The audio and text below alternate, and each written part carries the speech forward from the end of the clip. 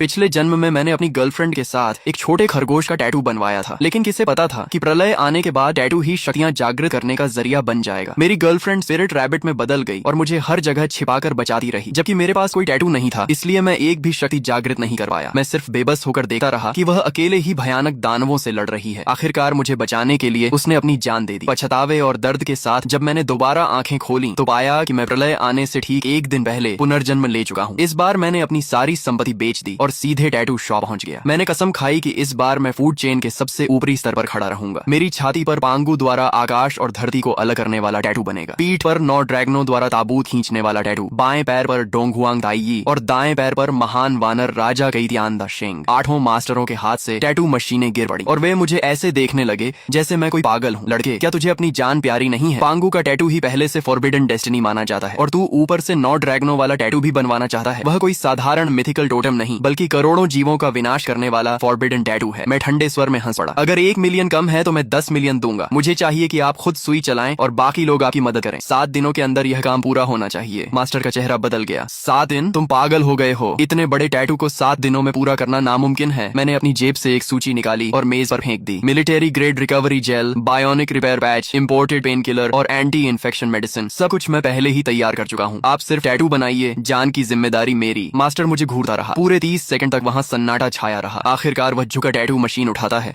और भारी आवाज में कहता है, ठीक है, मैंने पूरी जिंदगी देवताओं के टैटू बनाए हैं, लेकिन तुम्हारे जैसा पागल कभी नहीं देखा। ये काम मैं स्वीकार करता हूँ। 3 दिन बाद जियांगजो शहर के बाहरी इलाके की गहरी पहाड़ियों में ब्लैकस्टोन नाम के एक परित्यक्त भूमिगत बेस में, यह जगह ऊपर से देखने पर शीत युद्ध के समय का एक पुराना एयर रेड शेल्टर लगती थी। बाद में इसे एक हेवी सिक्योरिटी प्रिजन में बदल दिया गया था, लेकिन मैं जानता था कि इसकी असली पहचान क्या है। यह पुराने युग का सील किया हुआ अंडरग्राउंड कमांड सेंटर था। इसकी मुख्य संरचना, एनर्जी वेल, वेंटिलेशन टनल और वाटर स्टोरेज सिस्टम आज भी मौजूद है। मैं यहाँ जंगल में नया ठिकाना बनाने नहीं आया था, बल्कि इसे दोबारा चालू करने, मजबूत बनाने और इसकी फायर पावर सिस्टम को बहाल करने आया था। इन 3 दिनों में मैं केवल एक बार ब्लैकस्टोन बेस गया। मैंने कॉन्ट्रैक्ट साइन किया, संरचना की जांच की और यह सुनिश्चित किया कि एनर्जी वेल तथा वेंटिलेशन सिस्टम अभी भी काम करने लायक है। बाकी सारे काम मैंने अपने वकीलों और कंस्ट्रक्शन टीम को सौंप दिए। मैं, जो पूरे जियांगजो में सबसे बड़ा फिजूल खर्च अमीर माना जाता था, सिर्फ इसे खरीदना नहीं चाहता था, बल्कि इसे पूरी तरह बदल देना चाहता था। मैंने बिना हिचकिचाए कॉन्ट्रैक्ट पर हस्ताक्षर किए और आदेश दिया, देश की सबसे बेहतरीन सिक्योरिटी कंस्ट्रक्शन टीम से संपर्क करो। 10 दिनों के भीतर मुझे यहाँ ऐसी प्रलयकालीन फोर्ट्रेस चाहिए जिसमें एक मक्खी भी घुस न सके। 5 मीटर ऊंची मिलिट्री ग्रेड अलॉय वॉल, करोड़ों टन दबाव झेलने वाला blast proof gate, top level ecological circulation system और नीचे सील की गई एनर्जी अलॉय फैसिलिटीज, सब कुछ रिपेयर करके दोबारा चालू किया जाए। मैंने 100 मिलियन नकद निकाल दिए। 10 दिनों के भीतर पूरा पैसा ट्रांसफर कर दिया जाएगा। पैसों की चिंता मत करो, मैं 3 गुना मजदूरी दूंगा। 24 घंटे लगातार काम चलेगा। मेरे एक के बाद एक आदेशों के साथ पूरा जियांगजो हिल उठा। इसी दौरान टैटू शॉप में मास्टर खुद मेरे शरीर पर सुई चला रहा था, जबकि उसके 3 शिष्य रंग भरने, लाइन खींचने और त्वचा साफ करने में मदद कर रहे थे। मेरी पीठ पर बने 9 ड्रैगनों वाले टैटू में पहली काली ड्रैगन की आकृति पूरी हो चुकी थी। हालांकि उसकी आंखें अभी नहीं बनाई गई थीं, लेकिन फिर भी उससे एक अजीब दबाव महसूस हो रहा था। मेरे दोस्त शू शियाओदाओ बगल में बैठा था। उसकी बाईं बांह पर बना नज़ा का टैटू लगभग पूरा हो चुका था और बेहद भयानक दिखाई दे रहा था, जबकि जियांग शिंगई बगल के निजी कमरे में था, जहां एक महिला टैटू आर्टिस्ट उसके 9 स्वर्गीय देवी वाले टैटू की बारीकियां पूरी कर रही थी। मेरा फोन लगातार मेरे पास रखा था। स्क्रीन पर वकीलों, एजेंटों, कंस्ट्रक्शन टीम और मटेरियल सप्लायर्स के संदेश लगातार आ रहे थे। एक तरफ मैं सुई की पीड़ा सह रहा था और दूसरी तरफ अपनी सारी संपत्ति बेचकर पहाड़ों के बीच उस परित्यक्त जेल को खरीदने में लगा हुआ था। तभी मैंने एक लाइव स्ट्रीमिंग ऐप खोला और शहर की ट्रेंडिंग लिस्ट में पहले नंबर पर चल रहे लाइव रूम में प्रवेश किया। वहां कोई और नहीं बल्कि मेरा कट्टर दुश्मन जियांगजो के सबसे अमीर आदमी का बेटा शू रुई था। लाइव स्ट्रीम में शू रुई शहर के बीचों बीच बनी अपनी आलीशान हवेली में बैठा था। वह हाथ में रेड वाइन का गिलास घुमा रहा था और हंसते हंसते लोटपोट हो रहा था। किनली को आखिर क्या हो गया है? क्या उसे कोई बड़ा झटका लग गया है? वह जाकर पूरे शरीर पर गैंगस्टर जैसे टैटू बनवा रहा है। सच कहूं तो यह देखकर हंसी नहीं रुक रही। कैमरा हिलने के दौरान झाओ यूचिंग की कमर के पास एक नया लाल फूल जैसा टैटू दिखाई दिया, जो खून की तरह चमकीला और रहस्यमयी लग रहा था। मैंने उस पर एक नजर डाली और मेरी आंखें हल्की ठंडी हो गईं। Blood flower tattoo. पिछले जन्म में झाओ यूचिंग के पास यह टैटू नहीं था। लगता है इस बार शू रुई को खुश करने के लिए उसने काफी मेहनत की थी। शू रुई उत्साह से कैमरे की तरफ देखकर बोला, दोस्तों, कौन समझेगा मेरी बात? किनली ने न सिर्फ उस पहाड़ी इलाके के टूटे फूटे बंकर पर पैसा बर्बाद किया, बल्कि सुना है कि उसने 100 मिलियन से भी ज्यादा खर्च करके अलग अलग सुपरमार्केट से सुअर का मांस और चावल खरीदकर जमा कर लिया है। लगता है वह सच में उस बंकर में पूरी जिंदगी बिताने वाला है। यह सुनते ही लाइव स्ट्रीम की टिप्पणियां फट पड़ी। धत तेरे की, गरीबी ने मेरी कल्पना शक्ति को सीमित कर दिया। क्या सारे अमीर लोगों की मानसिक स्थिति इतनी एडवांस होती है? जियांग शिनई शिनई तो हमारी देवी है, वह भी उसके साथ बंकर में रहने चली गई। पुष्टि हो गई यह आदमी पूरी तरह मानसिक रूप से असामान्य है, इसे सीधे मेंटल हॉस्पिटल भेज देना चाहिए। इंटरनेट पर फैलते मजाक और दानों को देखकर शू शियाओदाओ गुस्से से कांपने लगा। भाई लिए वह हराम खोर शू रुई, लेकिन मैं सुई के मेरी त्वचा में चुभने की पीड़ा महसूस करते हुए स्क्रीन पर शू रुई का घमंडी चेहरा देखता रहा। मेरी आंखों में कोई गुस्सा नहीं था, सिर्फ शांति थी। अभी जितना ऊंचा कूद रहा है, बाद में उतना ही बुरी तरह रोएगा। शियाओदाओ, सप्लाई ट्रकों पर नजर बनाए रखो, हमारे प्रलयकालीन किले में कोई भी गलती नहीं होनी चाहिए। मेरे पुनर्जन्म को पूरे 7 दिन बीत चुके थे। इन 7 दिनों में मैं लगभग इस भूमिगत कमरे से बाहर नहीं निकला। मास्टर गुइफू और उसके 3 शिष्य बारी बारी से काम करते रहे। दिन में लाइनें बनती, रात में रंग भरे जाते और देर रात टैटू की मरम्मत और सुधार होता। मेरी त्वचा को बचाने के लिए मैंने ब्लैक मार्केट से मिलिट्री ग्रेड रिकवरी जेल और बायोनिक रिपेयर पैच भी मंगवाए थे। हर बार जब कोई हिस्सा पूरा होता, उसे तुरंत रिकवरी जेल से सील कर दिया जाता, नहीं तो इतनी तीव्र प्रक्रिया में मेरी त्वचा बहुत पहले ही जवाब दे चुकी होती। 7वें दिन की देर रात सबसे अंदर वाले कमरे में टैटू मशीन की आवाज आखिरकार रुक गई। शू शियाओदाओ के हाथ पर बने नजहा और एरलांग शेन के टैटू 2 दिन पहले ही पूरे हो चुके थे। जियांग शिनई का 9 हेवंस मिस्टिक मेडन टैटू भी कल पूरा हो गया था और अब मेरे शरीर पर 4 महान फॉरबिडन टोटम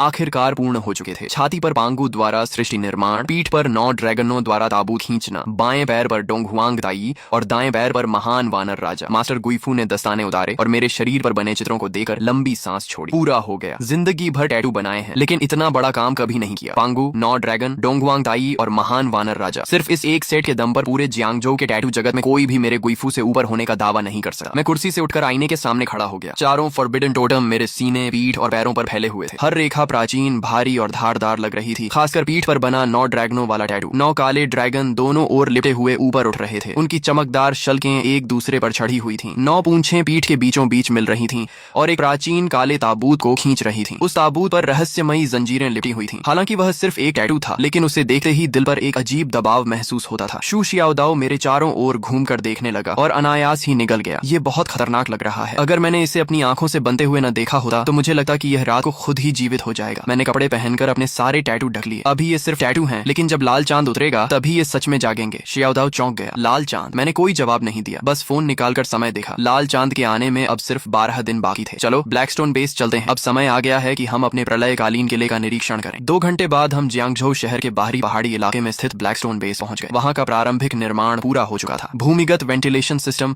ऊर्जा केंद्र और इकोलॉजिकल सर्कुलेशन सिस्टम दोबारा चालू किए जा चुके थे। अगले 12 दिनों तक मैंने लगभग आराम नहीं किया। डीजल, भारी of road vehicles, backup generators, military grade protective suits और जितनी भी सर्वाइवल सप्लाईज खरीदी जा सकती थी, मैंने सब खरीद ली। बाहर की दुनिया को लग रहा था कि मैं पागल हो गया हूँ, लेकिन सिर्फ मुझे पता था कि सभ्य दुनिया के पास अब ज्यादा समय नहीं बचा है। लाल चांद के आने से 1 दिन पहले आखिरी खेप भी ब्लैकस्टोन बेस में पहुंच गई। गोदाम के अंदर चावल, आटा, पीने का पानी, डिब्बा बंद भोजन, ताजा मांस, दवाइयां, डीजल, बैकअप जनरेटर्स और मिलिट्री ग्रेड प्रोटेक्टिव सूट्स पहाड़ों की तरह जमा थे। 3 मंजिला भूमिगत गोदाम लगभग पूरी तरह भर चुका था। शू शियाओदाओ दरवाजे पर खड़ा होकर आंखें फाड़े देख रहा था। भाई लिए, क्या आप यहाँ अगले जन्म तक रहने वाले हैं? जियांग शिनई भी चुपचाप सब देख रही थी। वह पहले से जानती थी कि मैंने बड़ी मात्रा में सामान जमा किया है, लेकिन जब उसने अपनी आंखों से यह विशाल भूमिगत गोदाम देखा तो उसके माथे पर भी शिकन आ गई। किन लिए? आखिर आप किस चीज से डर रहे हैं? मैंने तुरंत जवाब नहीं दिया। मैं धीरे धीरे गोदाम के बीचों बीच चला गया और अपना दाहिना हाथ उठाया। अगले ही पल एक चमक हुई। 3 मंजिला ऊंचाई तक जमा हजारों टन सामान अचानक हवा में गायब हो गया। कुछ ही सेकंड पहले तक भरा हुआ गोदाम अब पूरी तरह खाली था। वहां सिर्फ भारी सामान के दबाव से बने निशान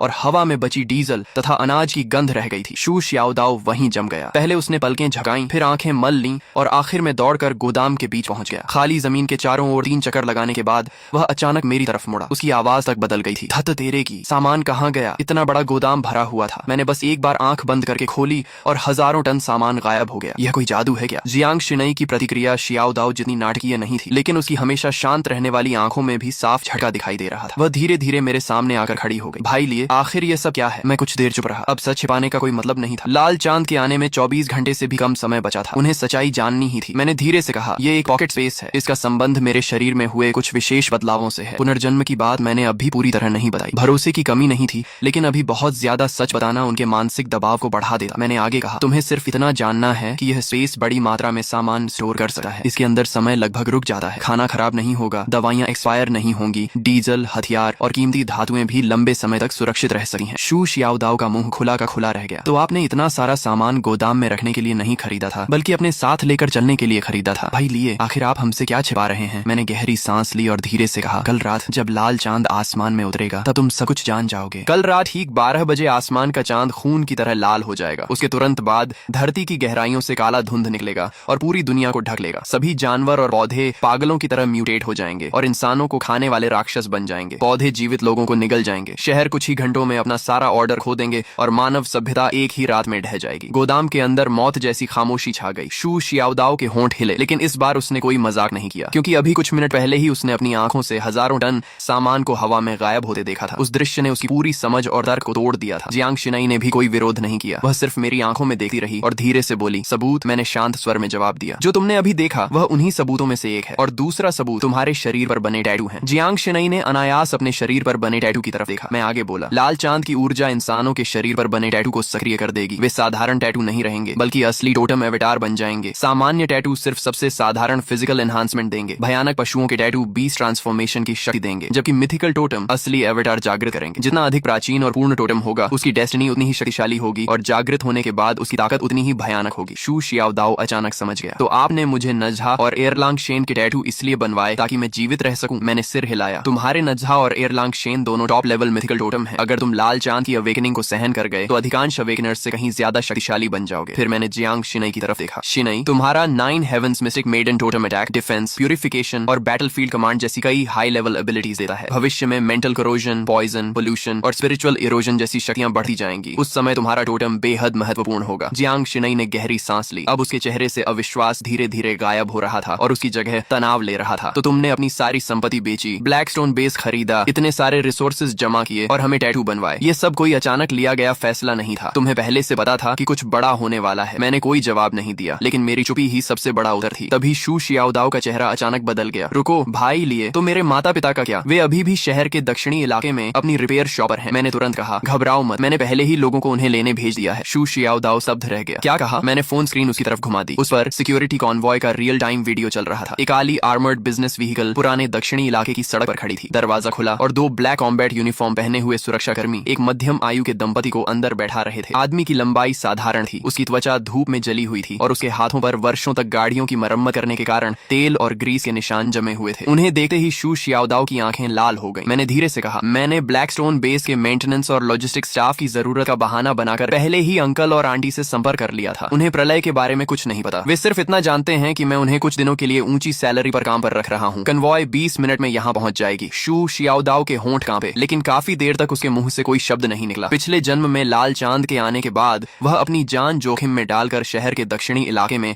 अपने माता पिता को बचाने गया था, लेकिन तब तक पूरा इलाका म्यूटेटेड रैट्स के झुंड से भर चुका था। उसे सिर्फ अपने पिता की टूटी हुई रिंच और अपनी माँ का पुराना एप्रन मिला था, जिसे वह कभी फेंकना नहीं चाहती थी। उसके बाद शू शियाओदाओ एक पागल आदमी की तरह हर दिन लड़ता और मारता रहा, जब तक कि आखिरकार वह एक बीस नेस्ट में मारा नहीं गया। लेकिन इस जन्म में मैं उसे दोबारा वह दर्द नहीं झेलने दूंगा। मैंने उसके कंधे पर हाथ रखा। चिंता मत करो, इस बार अंकल और आंटी की सुरक्षा की जिम्मेदारी मेरी है। शू शियाओदाओ ने सिर झुका लिया। उसके कंधे हल्के हल्के कांप रहे थे। काफी देर बाद उसने सिर उठाया। उसकी आंखें पूरी तरह लाल थीं। भाई लिए धन्यवाद। मैं बस हल्का सा मुस्कुरा दिया। जियांग शिनई ये सब चुपचाप देखती रही। कुछ देर बाद उसने धीमी आवाज में पूछा, तो मेरे पिता का क्या? मैंने शांत स्वर में जवाब दिया, जियांग अंकल अभी पूरी तरह सुरक्षित हैं। तुम जानती हो कि तुम्हारे पिता जियांग चेंगयुआन ड्रैगन नेशन के शीर्ष एनर्जी रिसर्च एकेडमिशियन हैं। आधा महीना पहले ही उन्हें सेना द्वारा राजधानी के अंडरग्राउंड बेस में ले जाया गया था, जहां वे highest level energy core project पर काम कर रहे हैं। वह जगह इस समय पूरे ड्रैगन नेशन की सबसे सुरक्षित जगहों में से एक है। यह सुनकर जियांग शिनई ने राहत की सांस ली। फिर मैंने थोड़ी देर रुकर कहा,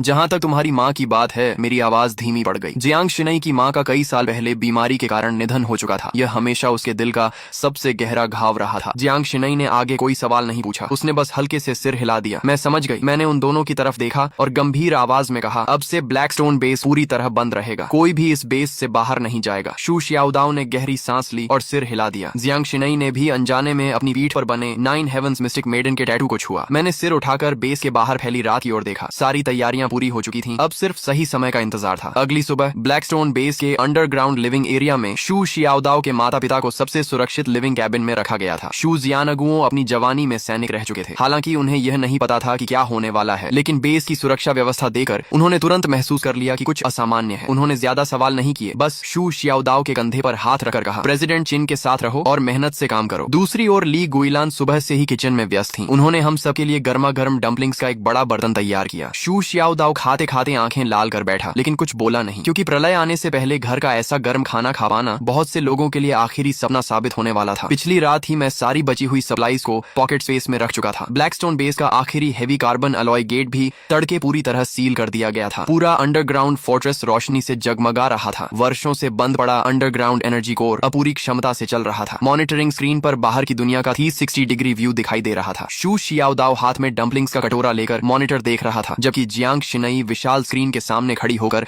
बाहरी डिफेंस सिस्टम की जांच कर रही थी। उसके शरीर पर बना 9 हेवंस मिस्टिक मेडन का टैटू पूरी तरह ठीक हो चुका था। उसकी ठंडी और शांत आभा में अब एक तेज धार जैसी शक्ति जुड़ गई थी। उसी समय मेरे फोन पर ट्रेंडिंग न्यूज का नोटिफिकेशन आया। शू रुई ने फिर से लाइव स्ट्रीम शुरू कर दी थी। स्क्रीन पर वह अब भी शहर के बीचों बीच बने अपने आलीशान विला में एक भव्य पार्टी कर रहा था। क्रिस्टल शैंडलियर्स, शैंपेन टावर, संगीत, सुंदर लड़कियां और अमीर घरानों के युवक युवतियां पूरे माहौल को अत्यंत शानदार बना रहे थे। मैंने समय देखा। लाल चांद के आने में अब 1 घंटे से भी कम समय बचा था। शू रुई ने झाओ यूचिंग को अपनी बाहों में लेकर कैमरे की तरफ देखा और हंसते हुए बोला, दोस्तों देखा आपने, वह पागल के लिए अब तक शायद किसी पहाड़ी बंकर में छिप चुका होगा। उसने अपनी संपत्ति बेच दी, टनों मांस और चावल खरीद लिए और जियांग शिनई को भी टैटू बनवाने ले गया। क्या उसे सच में लगता है कि दुनिया खत्म होने वाली है? झाओ यूचिंग उसके सीने से लगकर हंस पड़ी। यंग मास्टर शू, सच कहूं तो मैं भी देखना चाहती हूँ कि कल किनली अपनी बेइज्जती कैसे संभालेगा। शू रुई ने हाथ में पकड़ा वाइन ग्लास हिलाया और भी जोर से हंस पड़ा। अगर आज रात कुछ नहीं हुआ तो कल मैं खुद लोगों को लेकर उस पहाड़ी बंकर में जाऊंगा, उसका पूरा बंकर तोड़ दूंगा और फिर उसे अपने हाथों से मेंटल हॉस्पिटल भेजूंगा। लाइव स्ट्रीम में लाखों लोग हंस रहे थे। पूरा चैट रूम मजाक और तानों से भरा हुआ था, लेकिन ब्लैकस्टोन बेस के अंदर सिर्फ एनर्जी कोर की गूंज सुनाई दे रही थी। मैंने अपनी घड़ी की ओर देखा। 23:50। लाल चांद के आने में सिर्फ 10 सेकंड बाकी थे। बाहर की दुनिया अब भी जश्न मना रही थी, जबकि हमारे बेस के भीतर सन्नाटा पसरा हुआ था। 10:09:08। मैंने धीरे से हाथ में पकड़ा कांटा और चम्मच नीचे रख दिया। 3-2-1। जैसे ही काउंटडाउन समाप्त हुआ, पूरी पृथ्वी के भीतर से आती हुई एक प्राचीन और भयावह गूंज सुनाई दी। वो पूरा ग्रह जोर से कांप उठा। लाइव स्ट्रीम में अभी तक हंस रहा शू रुई अचानक चुप हो गया, क्योंकि उसकी विला की विशाल खिड़की के बाहर दिखाई देने वाला चमकता हुआ चांद एक पल में रक्त जैसा लाल हो चुका था। वह किसी विशाल खून से भरी आंख की तरह आसमान में लटक गया था, मानो पूरी मानवता को घूर रहा हो। इसके तुरंत बाद धरती के नीचे से घना काला धुआं निकलने लगा और कुछ ही क्षणों में पूरे जियांगजो शहर को ढक लिया। थत तेरे की, यह क्या है? चांद सच में लाल हो गया। लाइव स्ट्रीम में शू रुई की चीख गूंज उठी। उसके हाथ का वाइन ग्लास जमीन पर गिरकर टूट गया, लेकिन उसे इसका एहसास तक नहीं हुआ। तभी स्क्रीन पर जाओ यूचिंग की गोद में बैठा प्योर ब्रेड पूडल अचानक एक भयानक गर्जना करने लगा। लाखों दर्शकों की आंखों के सामने उसका शरीर गुब्बारे की तरह फूलने लगा। उसके शरीर पर काले बाल उग आए, आंखें लाल हो गईं और मुंह में रेजर जैसी नुकीली दांत निकल आए। अगले ही पल वह म्यूटेटेड पूडल झाओ यूचिंग पर झपटा। उसके पंजों ने झाओ यूचिंग के कंधे को चीर दिया और उसे जमीन पर पटक दिया। कैमरा बुरी तरह हिलने लगा। चीखें पूरे लाइव स्ट्रीम में गूंज उठी। यंग मास्टर शू, मुझे बचाइए! झाओ यूचिंग का चेहरा डर से सफेद पड़ चुका था। उसने मदद के लिए शू रुई की तरफ हाथ बढ़ाया, लेकिन शू रुई पहले ही भय से कांप रहा था। दूर रहो, मेरे पास मत आओ। वह घबराकर पीछे हटा और यहाँ तक कि उसने झाओ यूचिंग का हाथ भी लात मारकर दूर कर दिया। फिर वह सीढ़ियों की ओर भाग गया। झाओ यूचिंग जमीन पर गिरी हुई थी। उसके कपड़े खून से लाल हो रहे थे और उसका पूरा शरीर कांप रहा था, लेकिन उसे जवाब में सिर्फ शू रुई की भागती हुई पीठ दिखाई दी। म्यूटेटेड पूडल फिर से उसकी तरफ बढ़ने लगा। उसकी रक्तिम आंखें उसी पर टिकी हुई थीं। लाइव स्ट्रीम की टिप्पणियां पागलों की तरह चल रही थीं। कोई उसे बचाओ। शू रुई खुद भाग गया। अभी तक तो प्यार की बातें कर रहा था, सब खत्म हो गया। झाओ यूचिंग की आंखों में बची हुई उम्मीद धीरे धीरे खत्म हो गई। उसकी जगह गहरा क्रोध और नफरत भर गई। उसी क्षण उसकी कमर पर बना blood red spider lily tattoo चमक उठा। लाल प्रकाश की लहरें उसके शरीर से निकलने लगीं। एक एक करके लाल फूलों की पंखुड़ियां हवा में प्रकट होने लगीं। उसके पीछे रक्त रंग के फूलों का विशाल समुद्र उभर आया। पूरा दृश्य सुंदर भी था और भयावह भी। उसने ठंडी आवाज में कहा, तुम भी मुझे छोड़कर चले गए? सीढ़ियों तक पहुंच चुका शू रुई ये सुनकर रुक गया। वह पलटा और अगले ही क्षण उसका चेहरा सफेद पड़ गया। झाओ यूचिंग के नीचे असंख्य स्पाइडर लिलीज खिल चुकी थीं। वे जीवित प्राणियों की तरह हिल रही थीं। फूलों की बेलें आगे बढ़ीं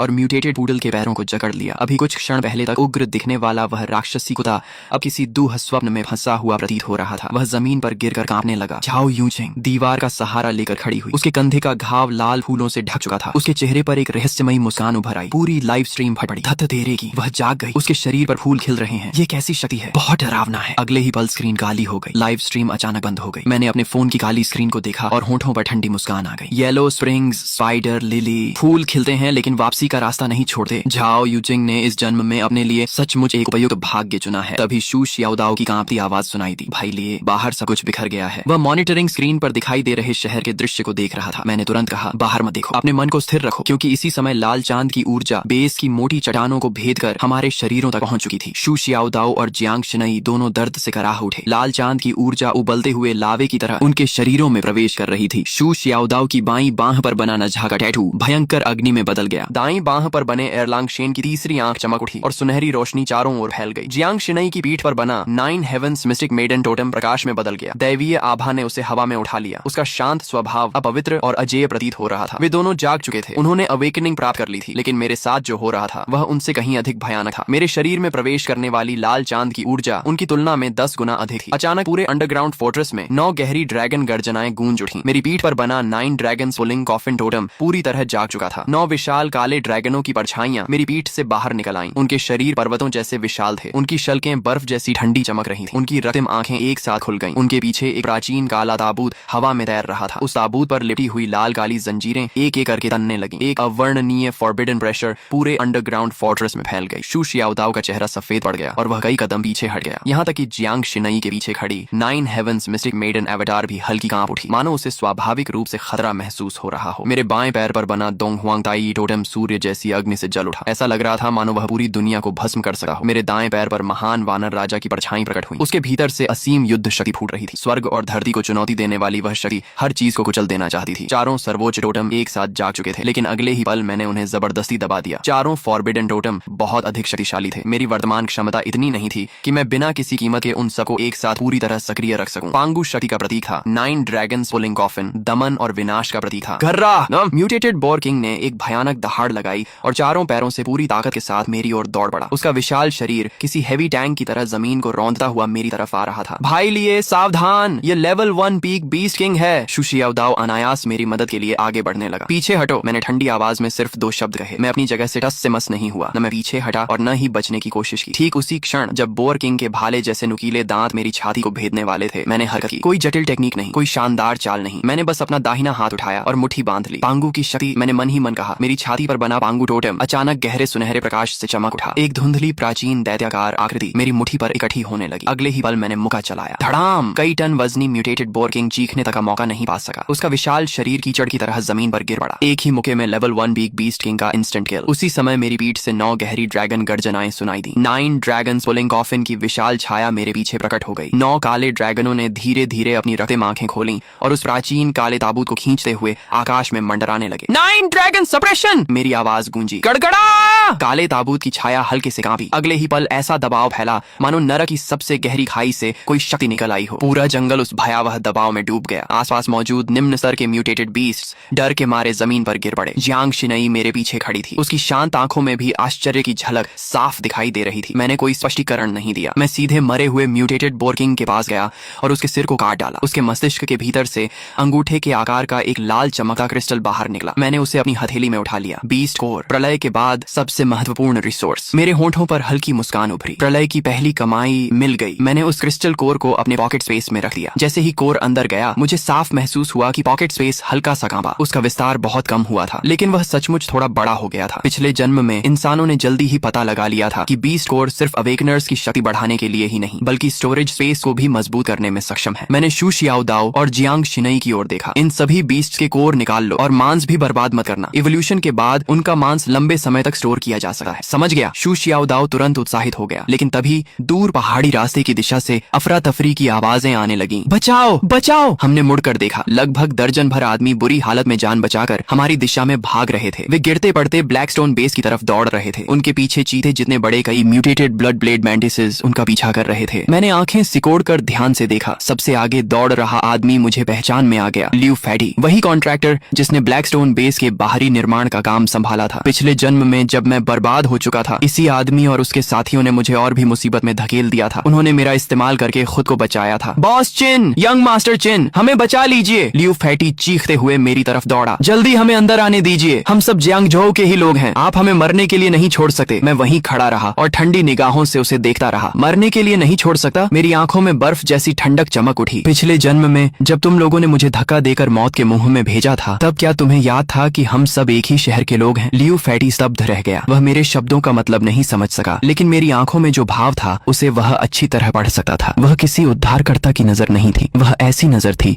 जो मृत व्यक्ति को देखती है। मैंने धीरे धीरे अपना दाहिना हाथ उठाया। मेरा बंकर कचरे को अंदर नहीं आने देता, इतना कहकर मैंने उंगलियां चटकाई। अगले ही पल ब्लैकस्टोन बेस के बाहर लगी विशाल अलॉय वॉल अचानक सक्रिय हो गई। करोड़ों वोल्ट की हाई वोल्टेज इलेक्ट्रिसिटी दीवार पर दौड़ गई। सबसे आगे दौड़ रहे ब्लड ब्लेड मैंटिसेस सीधे बिजली की चपेट में आ गए। धड़ाम धड़ाम धड़ाम, कई म्यूटेटेड मैंटिसेस हवा में उछल गए और जलते हुए दूर जा गिरे। लियू फैटी का चेहरा पल भर में राख की तरह सफेद पड़ गया। लियू फैटी डर के मारे जमीन पर गिर पड़ा। यंग मास्टर चिन, मुझसे गलती हो गई, मैं सच में गलत था, लेकिन मैंने उसकी ओर दोबारा देखा तक नहीं। मैं बेगुनाहों का बेवजह कत्ल नहीं करता, लेकिन दुश्मनों को नहीं बचाता और बुरे लोगों को जरूर खत्म करता हूँ। मैं मुड़कर वापस बंकर की ओर चला गया। मेरे पीछे भारी अलॉय गेट धीरे धीरे बंद हो गया। दरवाजे के बाहर से आती चीखें और भगदड़ की आवाजें जल्द ही अंधेरे और म्यूटेटेड बीस्ट के बीच गायब हो गईं। लाल चांद के आने के तीसरे दिन बाहरी दुनिया पूरी तरह नरक बन चुकी थी। शहर के बीचों बीच हर तरफ टूटी हुई गाड़ियां और खंडहर बिखरे पड़े थे। आवारा बिल्लियां और कुत्ते बैलों जितने बड़े हो चुके थे और झुंड बनाकर सड़कों पर बचे हुए इंसानों का शिकार कर रहे थे। लेकिन इसी समय ब्लैकस्टोन बंकर के अंदर मक्खन वाले हॉट पॉट की खुशबू फैली हुई थी। शू शियाओदाओ मुंह में भरा हुआ खाना चबाते हुए बोला, भाई लिए, अगर प्रलय में रोज ऐसा खाना मिले तो मुझे कोई दिक्कत नहीं है। जियांग शिनई ने उसे घूर कर देखा। जरा बाहर जाकर देखो, फिर बोलना। शू शियाओदाओ तुरंत चुप हो गया। मैंने ठंडी बीयर का घूंट लिया और सोफे पर टिक गया। तभी अचानक तेज अलार्म बज उठा। बीप बीप बीप, चेतावनी, बाहरी सुरक्षा क्षेत्र में बड़ी संख्या में हीट सोर्सेज पाए गए हैं। मैंने तुरंत मॉनिटरिंग स्क्रीन चालू की। बंकर से लगभग 1 किलोमीटर दूर पहाड़ी रास्ते पर काले बादल की तरह लोगों की भीड़ हमारी ओर बढ़ रही थी। कम से कम 500 से 600 लोग थे। उनके हाथों में मचेटीज, स्टील पाइप्स और कई लोगों के पास ऑटोमेटिक राइफल्स तक थी। सबसे आगे एक गंजा भारी शरीर वाला आदमी चल रहा था,